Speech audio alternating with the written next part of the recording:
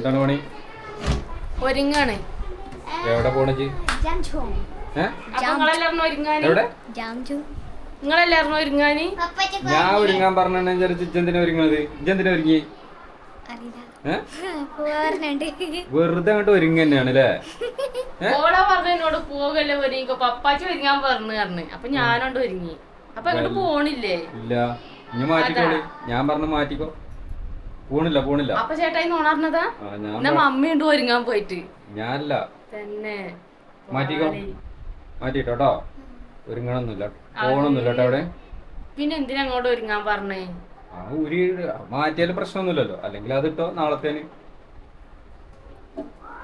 ഏതായാലും ഒരുങ്ങാല്ലേ? ഒന്നങ്ങാടിയിലൊക്കെ ഒന്ന് പോയി. അല്ല അല്ലേ? ഒരുങ്ങണ്ട.